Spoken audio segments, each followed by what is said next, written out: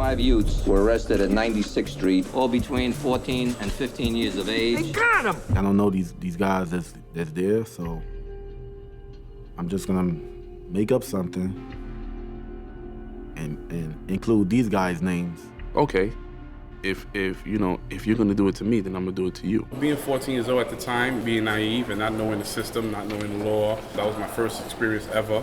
When you're in the presence of authority figures, and you're in there for over 15 to 20 hours of questioning, it's only a matter of time before you break down. The Central Park 5 is a very interesting case. 5 young men were accused by police officers of committing a horrendous crime, a rape. None of them did it, but they all confessed to it. You have to ask yourself why. What were the psychological circumstances brought to bear on these juveniles to do that? Answering that question was the focus of a recent conference held at the Suffolk University Law School in Boston. The conference showcased the acclaimed documentary, The Central Park 5, its subjects, and its creators. We hope that this can really start a conversation about how this sort of thing happens. So, why do false confessions happen? What makes juveniles vulnerable? What can we do to protect people and try to prevent this sort of thing from happening in the future? I hope that's what people come away from this talking about.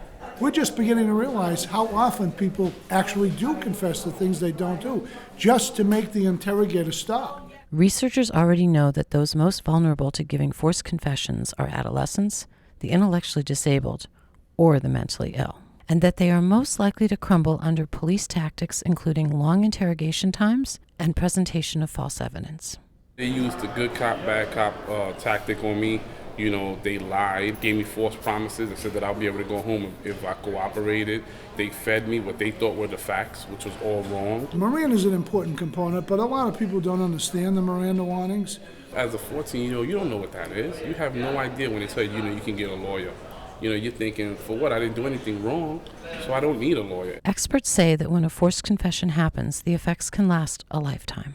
They were not exonerated after we all saw the coercive video in the film. It really took DNA evidence and years of them languishing in prison. And even when the DNA came out and it proved that we were innocent, people still hold on to that theory because of those confessions. Central Park 5 are suing New York's police and prosecutors for $250 million.